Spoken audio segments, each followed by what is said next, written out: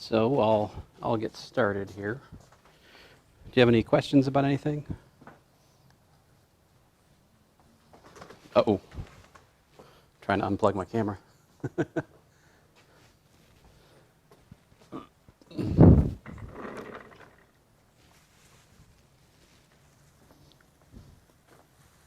I'll work a couple examples here at the start of class that are related rates. So there's some problems at the end of your homework that are like that. So one of the problems I work, I think it'll be pretty close to one of your homework problems. So I'll start with this example.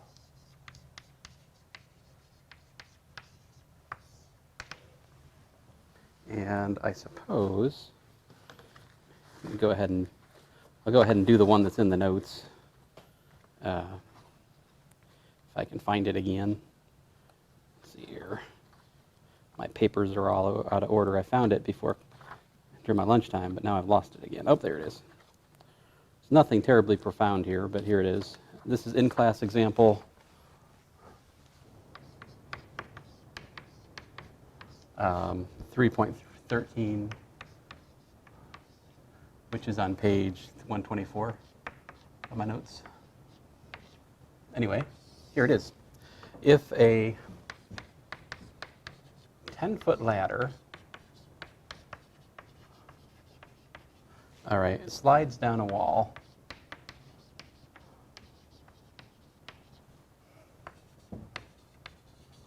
without slipping,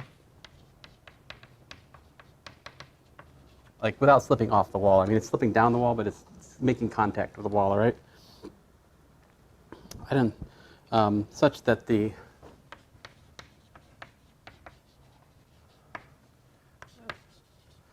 top of the ladder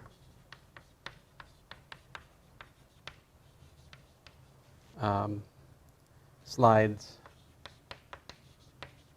down at 3 feet per second, then how fast is the base of the ladder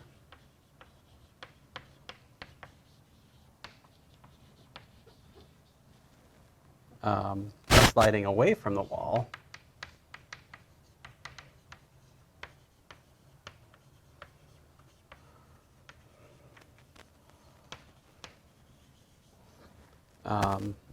when the ladder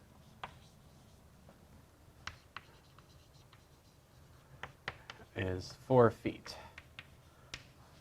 from the wall.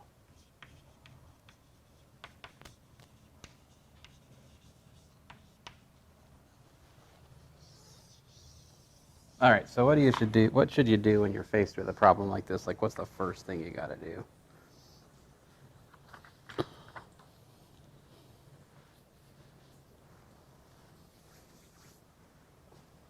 Any ideas?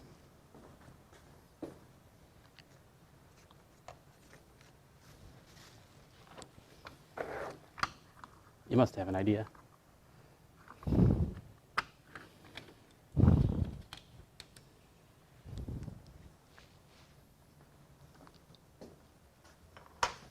It doesn't have to be a specific idea. It could be a general suggestion. And this is kind of like just general advice for any word problem. If you can, what should you do? Make a picture. That's what I was looking for. So we got two choices. The ladder can either look like this or it can look like that. I'm going to make it like that. Okay. Yeah, that's kind of my preference too. So the ladder, looks something like this, right? And what do we know? Oh, it's a 10-foot ladder, right? Now we're assuming that the wall is vertical, right? Okay, so. And let me suggest that we label this distance x and this distance y, right? Now, there's always this tension with related rates problems that you're tempted to put the numbers you're given into your picture at the start, But what you need to do is you need to find the variable relation between the rates. You need to find the variable relation. So it's important to put like arbitrary letters there to start with, so you can discover like the way the rates are related, and then at that point you can put in the numbers that you're given. All right. So like we're given some numbers. Like what does this mean? Sliding down it. What's that tell you about dy dt? From this, like, yeah, very good, -3, right? And we'll work in feet and seconds, okay? So let's understand that y is in feet and x is in feet, and, you know, so instead of writing 10 feet here, I'll just write 10. All right, don't tell the physicists, or the chemists, or the, well, anyway. Okay, so what's the equation that relates x and y and 10? By the way, I should mention, what's our whole goal? Goal. Find what?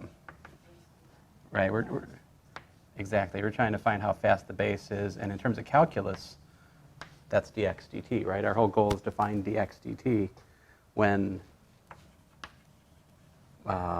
x equals to 4, right?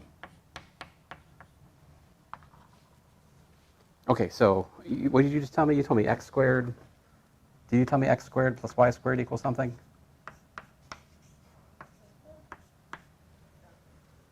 Well, not 1 here, but notice like there's this right triangle, right? So x squared plus y squared should be 10 squared, right? So it's 100, right? And then we differentiate that. See, x and y are functions of time, so we can differentiate that implicitly with respect to time. And when we do that, we get 2x dx dt plus 2y dy dt equals to 0.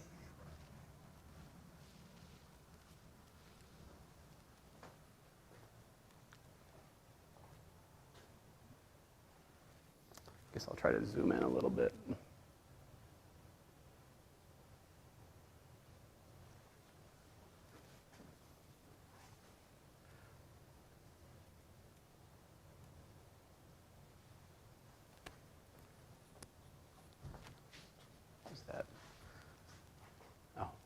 It's like, what's that red dot? Oh, that means it's recording, idiot. So, duh. Anyway, so if x equals to 4, what does that say about y? See this? So we've got 16 plus y squared equals to 100, right?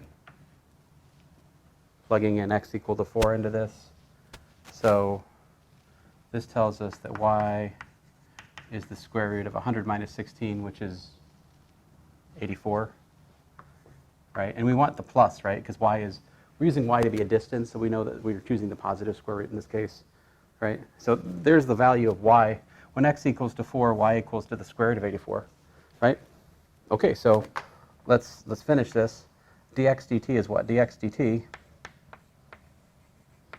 equals to minus 2y dy dt, right, divided by 2x. Of course, we could cancel the 2's, right? We got 2 upstairs, we got 2 downstairs, and we can put the numbers in. So we just figured out that y was the square root of 84, and dy dt is, well, minus 3, right? And we divide by x was 4, right? And so we just need to work out, what is that? And I didn't bring my calculator. Great job.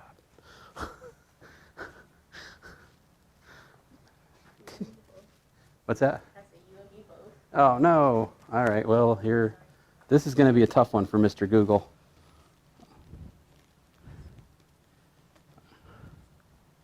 All right, let's try it out here. The square root of 84 times 3 divided by 4. The square root of 84 times 3 divided by 4 is approximately 6.87. Okay. Well, hopefully my Mr. Google has not let us down. It looks right, 6.87. I think like on my phone it looks okay. So 6.87, and of course, on the answer we should put units. Of course, this is what, feet per second, because we derived it using feet and seconds, yeah? So,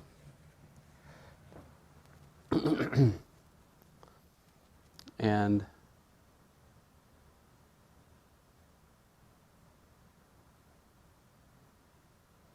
man, is that right?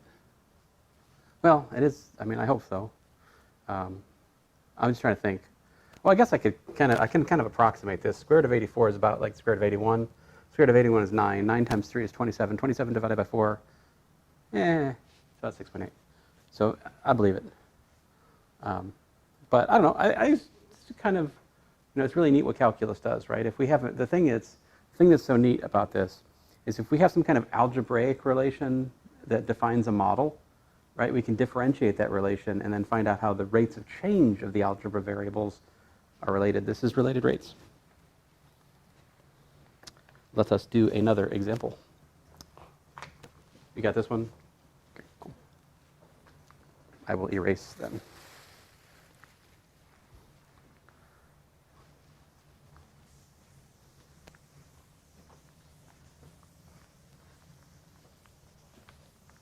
Maybe time to wash my shirt. Every so often you have to kind of get the chalk out of it, you know?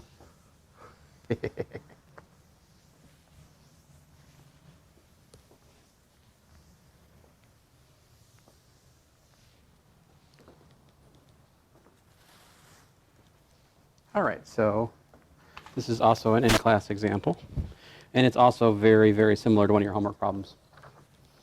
So this is from page 125. All right, so here it is. Imagine this is 3.13.10. All right, so imagine two cars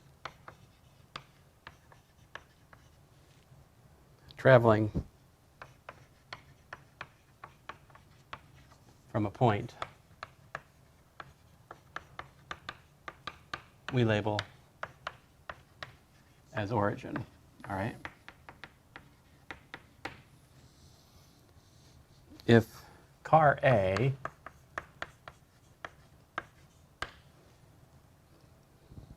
travels 30 miles per hour due east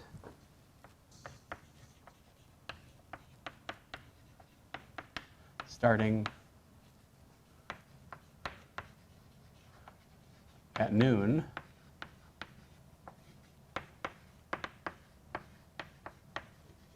all right? And if car B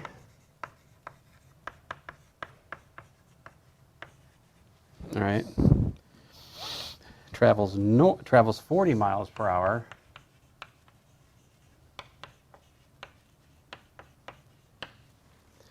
due north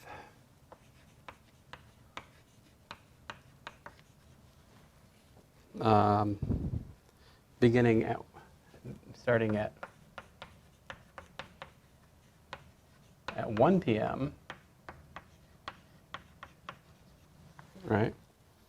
Then how quickly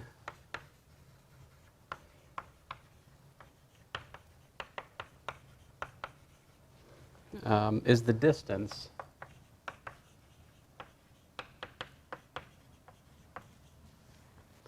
S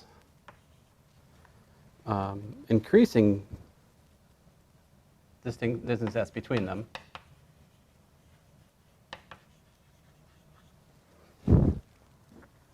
increasing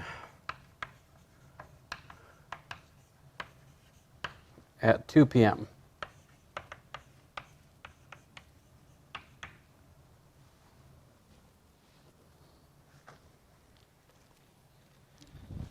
All right? This is actually a little bit harder than your homework problem. The homework problem just has them both starting at the same time.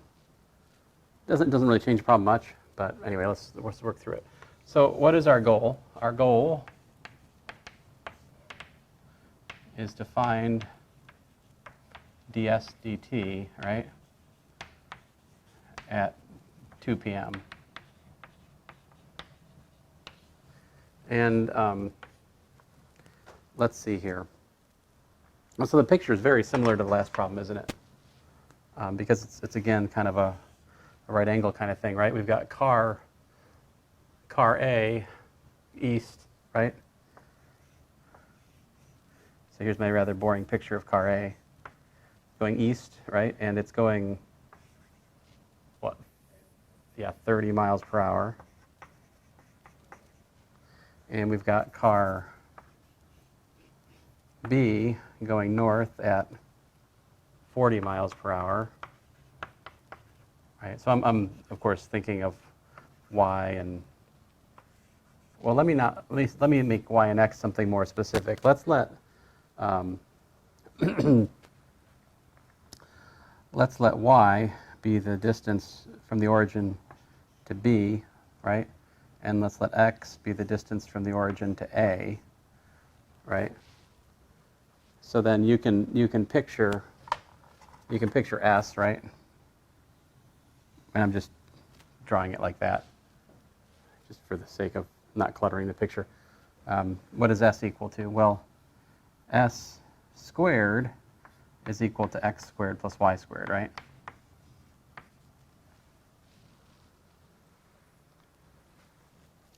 So great, we can differentiate implicitly, and we can get 2s ds dt is 2x dx dt plus 2y dy dt. A little bit different than the last problem, see, because the distance between the car is like the ladder, and it's not fixed to be 10, right? It's actually changing.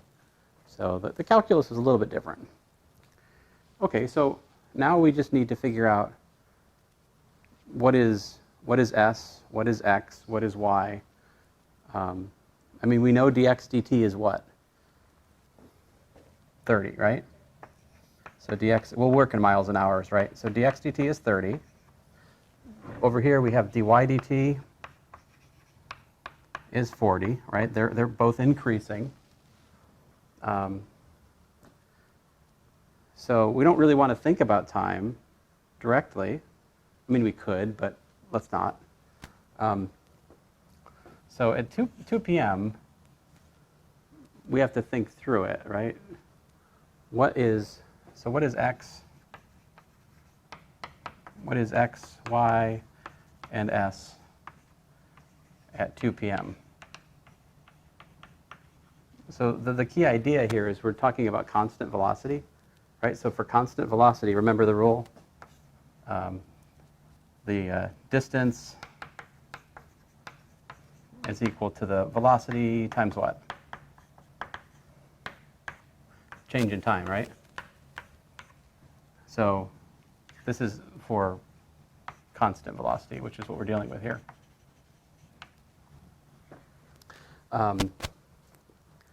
So x, what is x equal to? How much time has x been going? When did x start? Car A started at noon.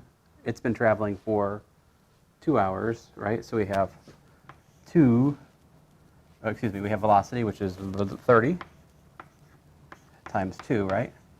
So we've got 60 miles for x. In contrast, y for this problem, it's 40. What's the time it's actually been moving? Well, only 1 hour, right? So we do times 1. And so that would be 40. And what's s? Well, s is the square root of x squared plus y squared, right? So that's the square root of 60 squared plus 40 squared.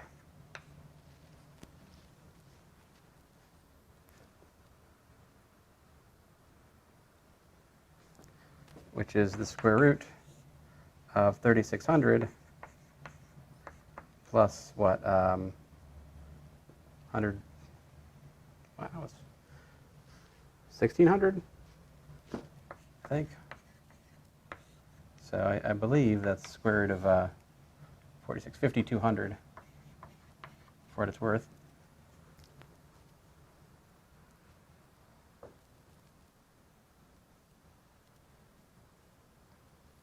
Which, of course, you could write as 10 times the square. You could write that as 10 times the square root of 52. So it's approximately like 71 or something. 71-ish. Because the square root of 49 is 7. And this is a little bit bigger than that. Roughly. Okay, so now let's put it all together, right? We take all these numbers we just found, and we put them into our related rate equation. Okay, so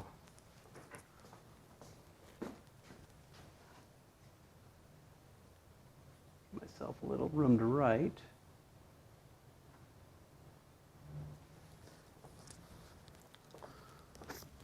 All right, so we have S ds dt equals 2, I'm dividing by 2, x dx dt plus y dy dt.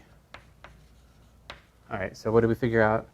That's about, well, I'll write it as, I'm just going to write square root of 5,200, be lazy.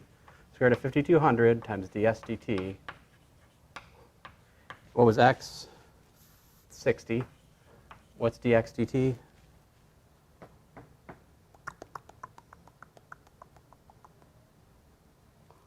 Dx dt was 30, right?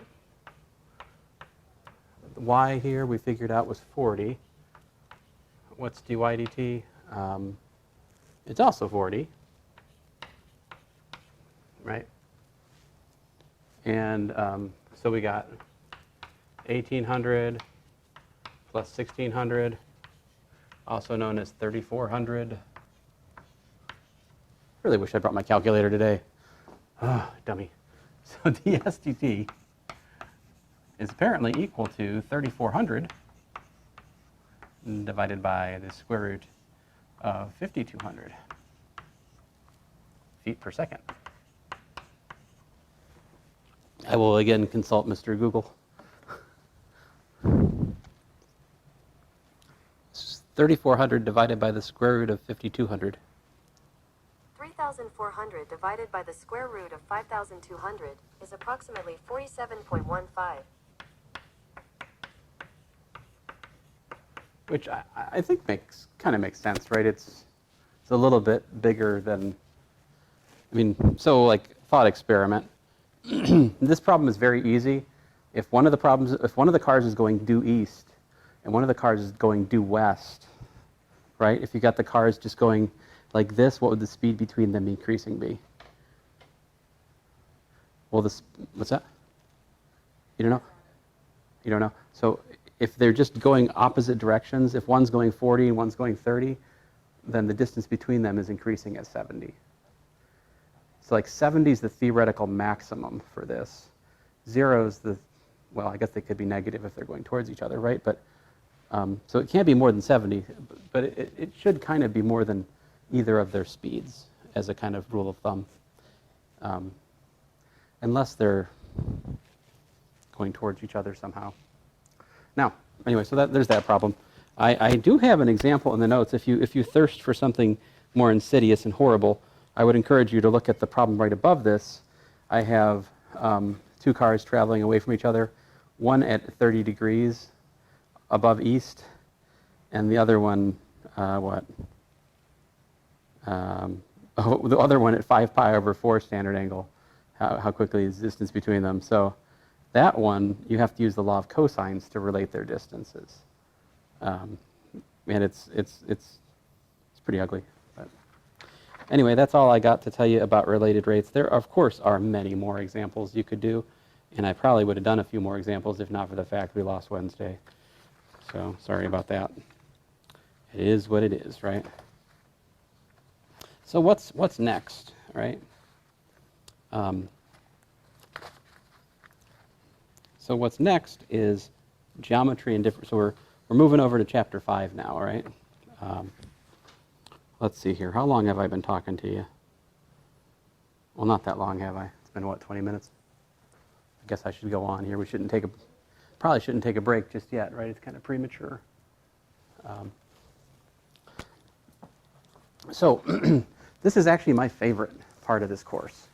To me, one of the greatest joys when I learned calculus was just discovering how the derivative and the second derivative reveal the shape of graphs. You know, we learn a fair amount in pre-calculus about how to graph things, right? But we're mostly focused what? We pretty much have, what do? There are two things we look for, right? Vertical asymptotes and what else? Zeros, right? Oh, y-intercept too, right? We do that. But we don't really have tools to do anything more than that in pre-calculus. I mean, we kind of claw our way tooth and nail to figure out where the vertex of a parabola is, right? But it almost feels like a fortunate accident that we can complete the square and do the algebra there. With calculus, we're going to get a lot more information about a graph with not that much work, really. So that's our goal in this chapter, is to describe how calculus informs the shapes of graphs. All right, so I need to set some terms here for the beginning. So let's get to it.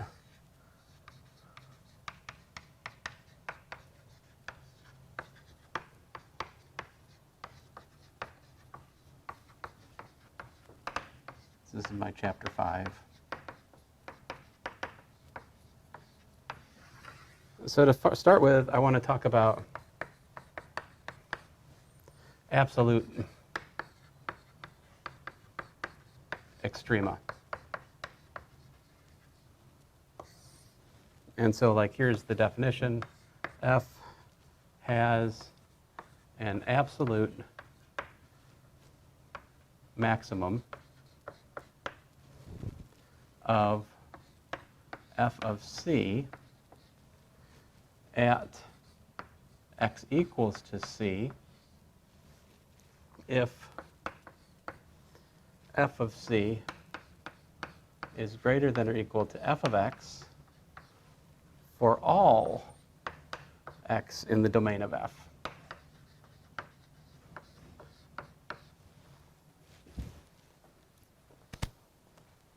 Of course, I'm writing out of screen.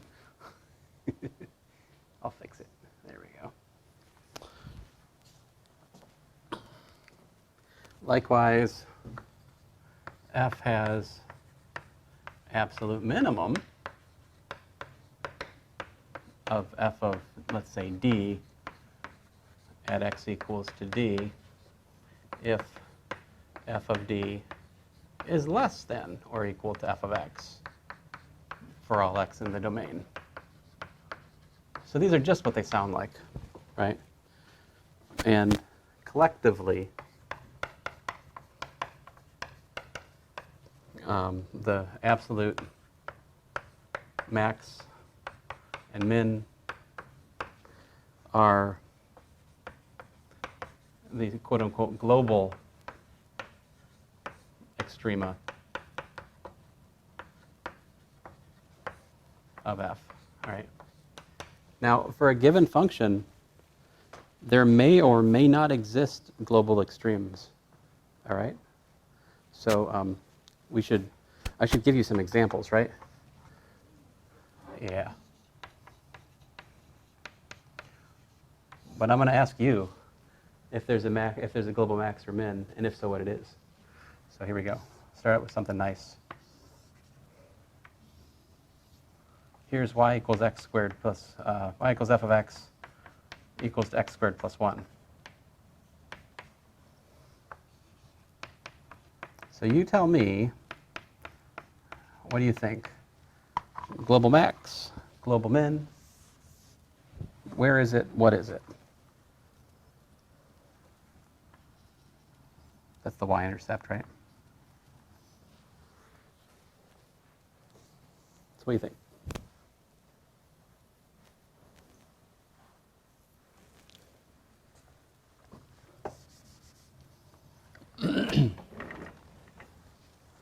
Let's sit down on the job.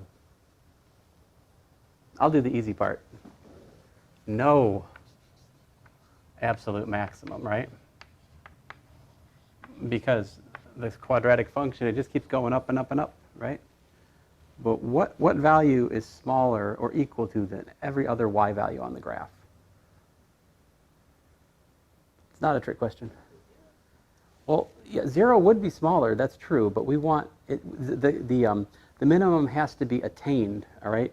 The word, and I use this word attained.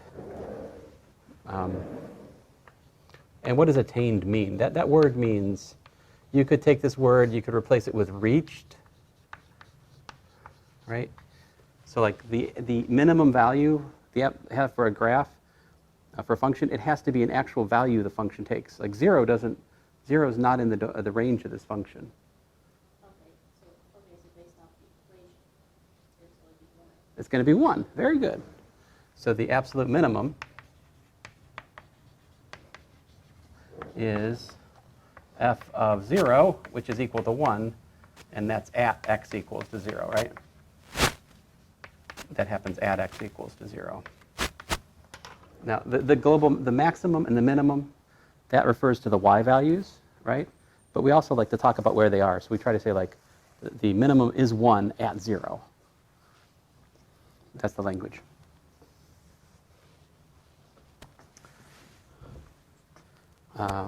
Here's another one.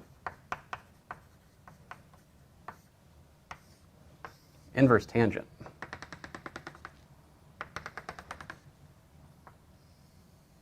Looks like this.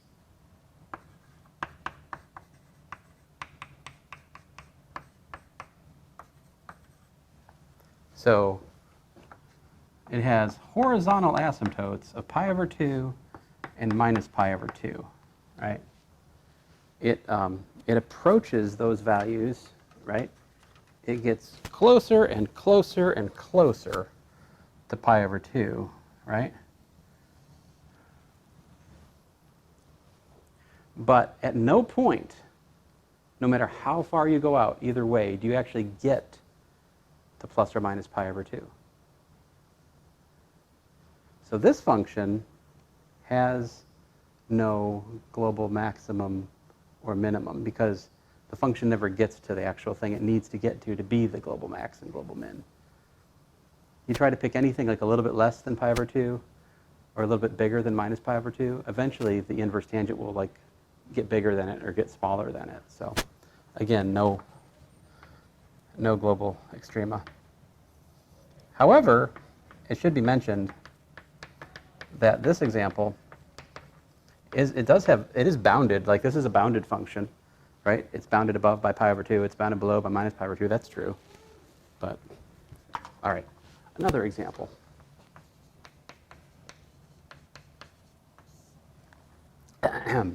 So I'll just make a graph rather than a formula, all right? So suppose the function's 0 until it gets to like 1, and then it goes do like that. And then it goes back to 0 again. It reaches the number 3 at the y-axis. And this is the graph, y equals f of x. So this one we'd say what? Absolute minimum of 0, right? And it's attained many, many places, right? Many, many places. And the absolute max is what? 3 at x equal to 0, right? One more example, then I'll stop. This is kind of a perverse example, but how about this? F of x equals to 2. So here's the y equals 2 graph. Check it out. F of x is less than or equal to 2 for all x. F of x is greater than or equal to 2 for all x. That means 2 is the absolute maximum and the absolute minimum, and it's attained at all points in the domain. So it's a kind of perverse example, but constant functions are sort of an odd man out in this story.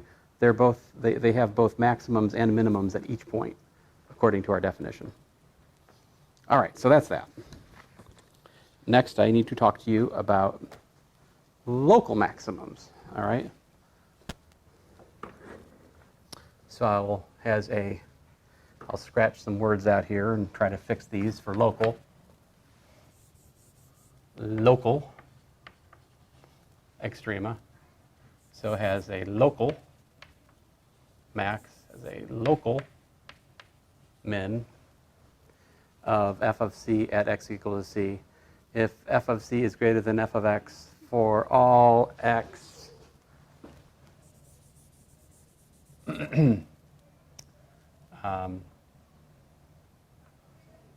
in, let's say, I, where I is neighborhood, I better write in, I think my, got too smudgy.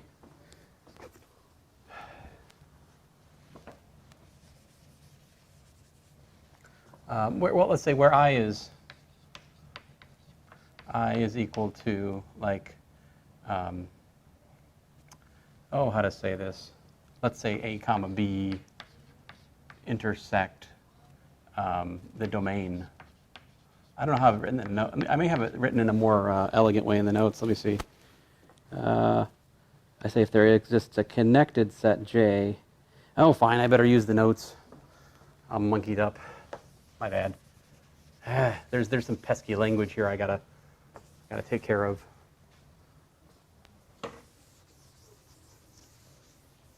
Listen, it's pretty much the same idea. It's just like local max. It only has to be the biggest or the smallest close to the point.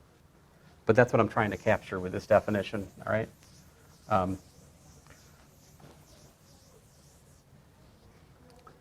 So this is for all x and j. This is for all x and j. Let me explain what j is. Where j is a connected set. Connected set with C in J or D in J as appropriate, right? And J is a subset of the domain.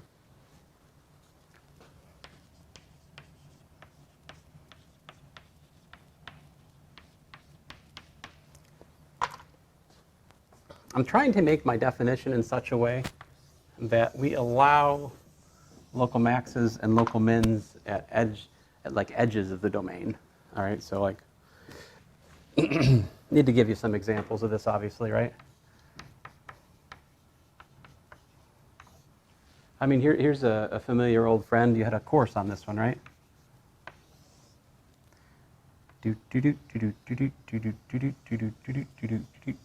I think the way I hit the thing here, this is actually y equals minus sign. I hit the y-axis where I didn't want to. I was trying to draw a sign, but well, I shouldn't have told you that. I should have told you I was trying to draw a minus sign, and look at how well I succeeded in it. But the point is, and I really, well, okay, this is not bad, but where are local minimums? See, like, this is a local minimum, that's a local minimum, that's a local minimum. See, because, and if you want to, like, J would just be like a little, just like a little interval. So like, J is, you could picture it as just some little set which is close to the, close to the point. But it doesn't have to be big, right? And if you make J too big, you could get into trouble. But actually not here, though, because, of course, this example, well, let me get to it.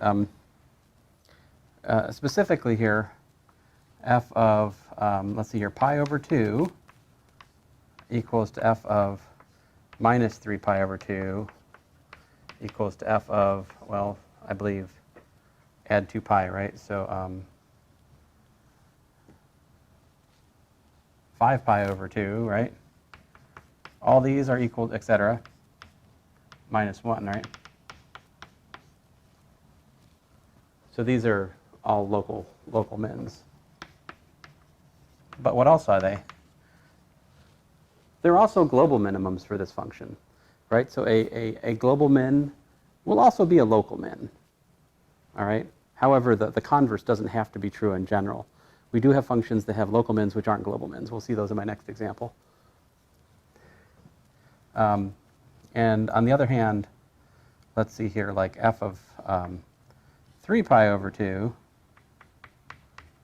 is equal to f of these ones, right? Minus pi over 2 equals f of add 4 to 7 pi over 2, et cetera. You know, all of these guys are 1, and these are the local maxes of this example. So there's, you know, these are all local maxes. And they also happen to be global maxes because, as you know, sign is bounded between plus or minus 1, right? So it can't get beyond 1, it can't get below minus 1. So, sorry. This probably should have been like my third example. I should have given you something more interesting like this maybe.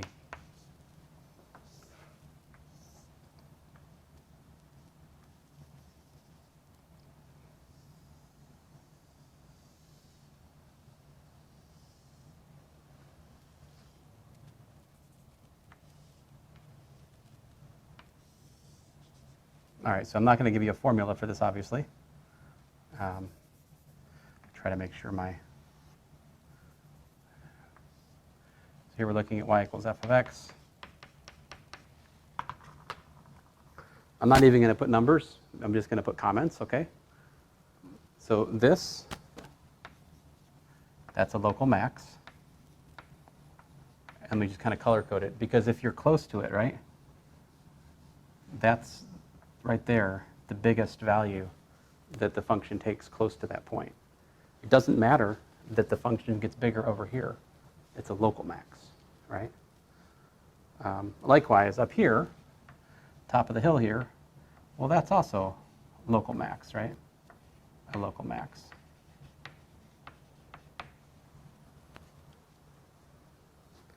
Right? Now, in contrast, sure, yeah, you can see it. This is a local min, right? Because if you look close to it, that's the smallest it gets. And this is also a local min, right?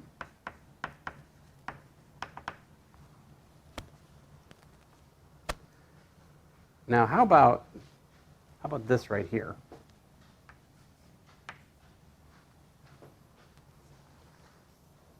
Is this a local min or a local max? You say neither? Very good. Because that open circle means that that value is not attained.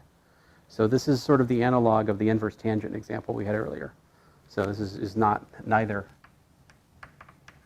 local min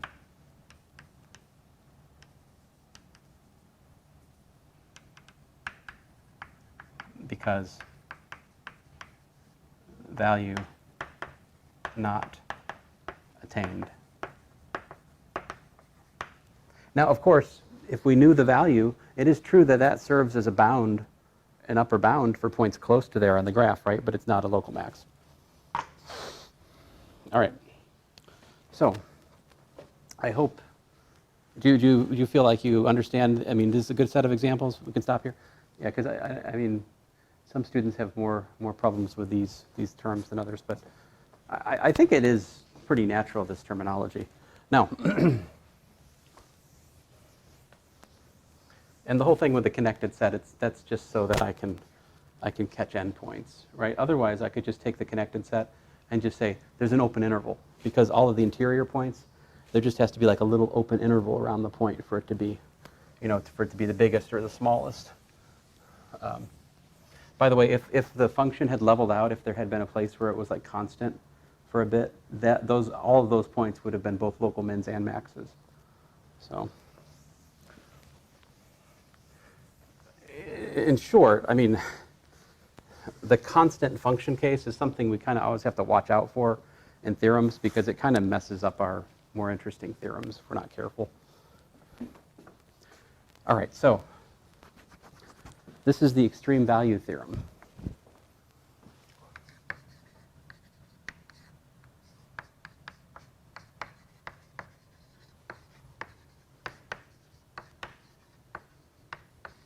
Here's what it says. Suppose f is a continuous function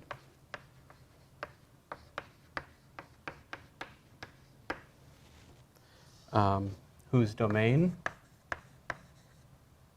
well, let's say it's a continuous function on the closed interval from a to b, all right? Then f attains absolute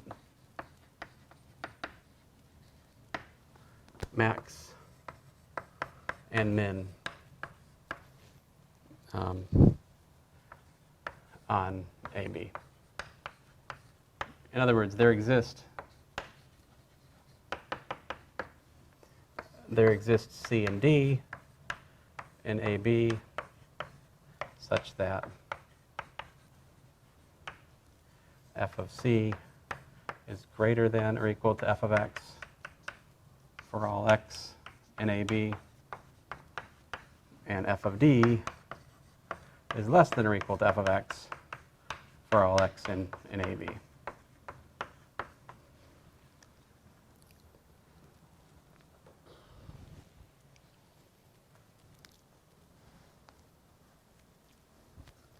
So I prove a lot of theorems in this course, but this one is too hard for us, which is kind of bizarre because it seems like such a simple theorem. So when something seems simple and it's hard to prove, that probably means it's a topological result. I'll just say that. Now, let me give you an example, though, of it working and it not working, right? So we've got A, right? We've got B. And, you know, if you just think about drawing a graph continuously, well, it's just impossible, right? I mean, because you have to, A and B is connected, so that means you're basically drawing the graph, not lifting your pen from the page, so to speak. So there's no way to not hit. And this one, well, the one I've drawn, this is the max, right? And this is the min. So it just so happens that my example, the maximum and the minimum were actually attained at the endpoints. I mean, that could be the case. So let me show you why the condition of continuity is important, right?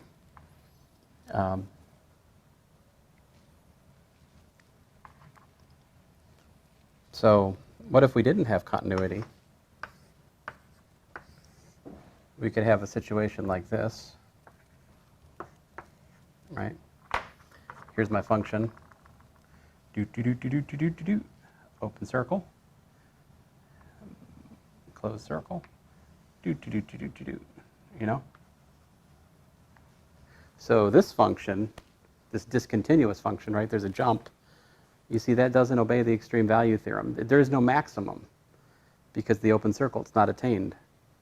There happens to be a minimum, right? But you can imagine other examples. You could easily come up with other examples where the minimum was not attained too, right? You could just make another jump where the jump was at an open circle that you didn't get to. So anyway, this is the extreme value theorem. All right, so moving along here. Brings us to a very important definition. A critical number, we say, C in the reals is a critical number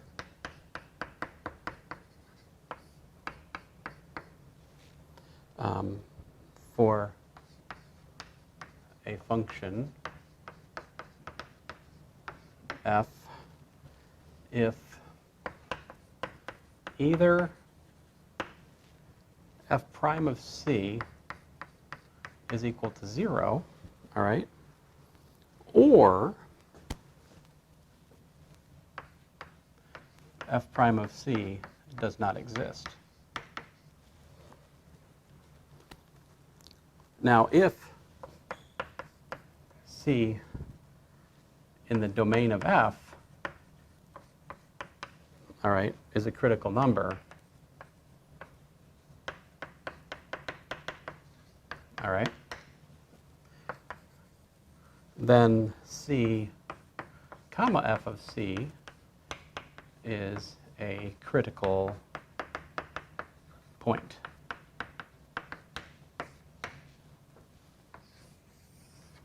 All right?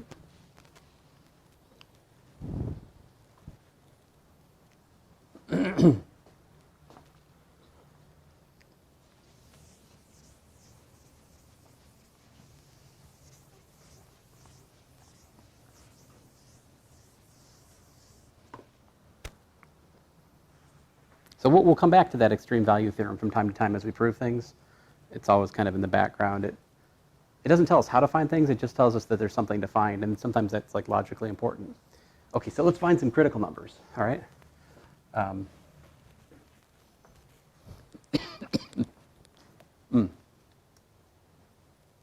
good. Here, I'll do the example in the notes to get us started.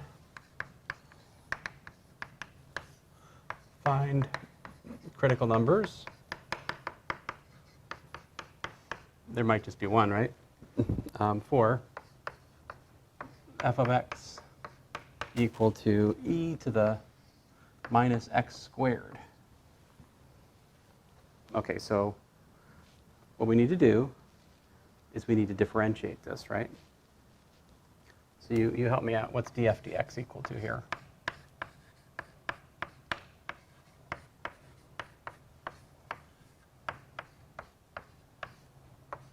So we got what? We got e to the minus x squared, chain rule, right?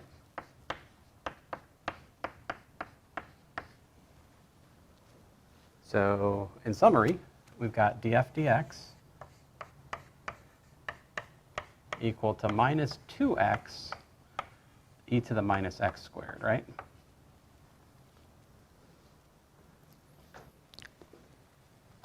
Okay, so this critical number, we just defined. What are the rules? It's either got to be 0 or it's got to be undefined. Is there any x for which the derivative of e to the minus x squared is not defined? No, right? Look at the formula. This works for all real x. So that kind of consideration is doesn't come to bear here. The question is, can it be 0? How can this expression be 0? So let me share with you an important principle. It's just like we use for factoring, right? We have expression, it's the product of two things. The only way that can be 0 is if one or other or both of the things in the product is 0, right? So here I'm thinking of the product of x and e to the minus x squared, right? So this times this equal to 0, it's either got to be this or that, right? But the thing is, e to the minus x squared, guess what? This is not equal to 0 for all x. Exponentials never reach 0. No matter what you feed to them, exponentials are non-zero. So remember this as you're working problems.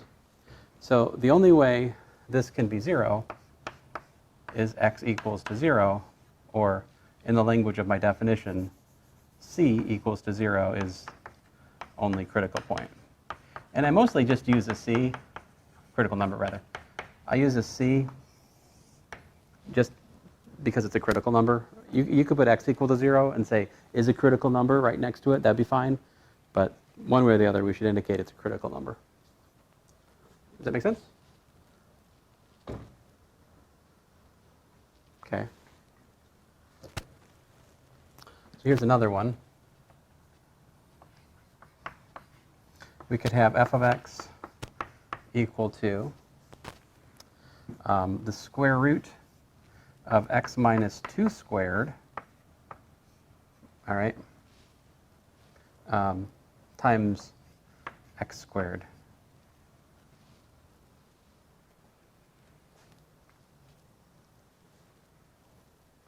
I'm not sure how this is going to work out. I may regret this. So let's see what happens. Differentiate this. What do we got? Product rule, right?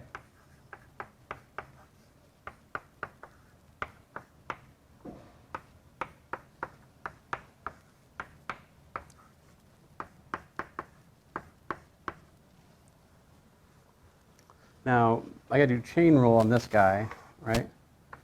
So that's 1 over 2 square root of x minus 2 squared times the derivative of the inside function. Well, the derivative of the inside function here is 2 times x minus 2, right? And I still have the x squared.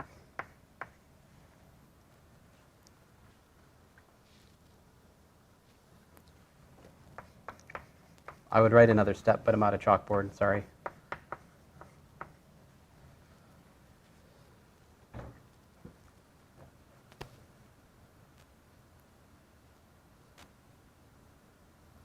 So let me clean this up just a bit. We can factor an x out, right? X times some stuff. What stuff am I talking about? I'm talking about x minus 2 over the square root of x minus 2 squared, right? All of that times x, and then plus 2 times the square root of x minus 2 squared.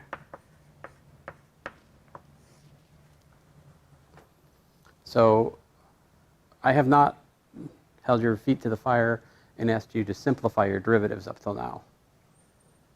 Now you have reason to do it, because you need to simplify the formula in such a way that you can figure out how can this be 0, right? So strategies for simplifying to make it, basically you're looking to factor things out if you can, you know? So anyway, here, you tell me, what's a critical number? There's one easy one.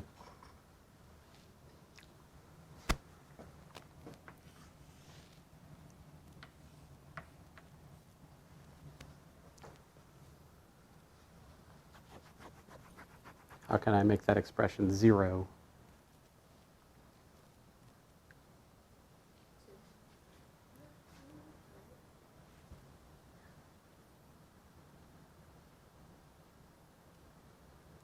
Well, 2 kind of seems to work because you get like a 0 here and you get a 0 here.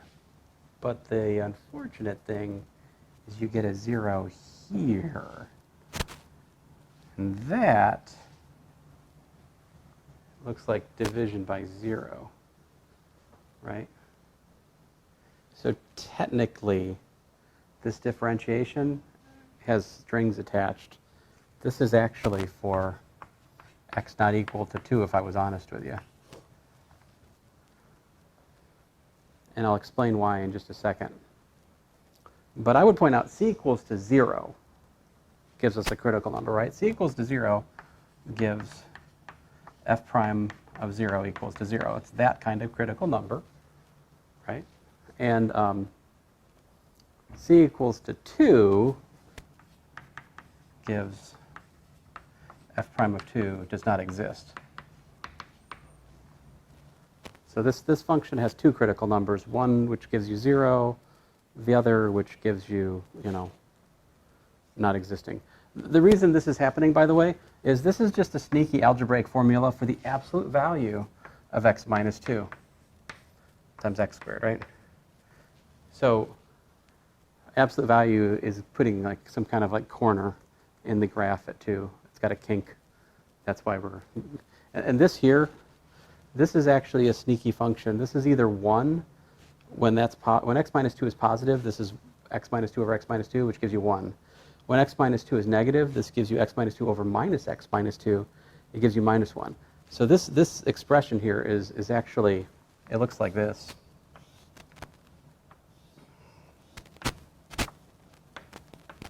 So it's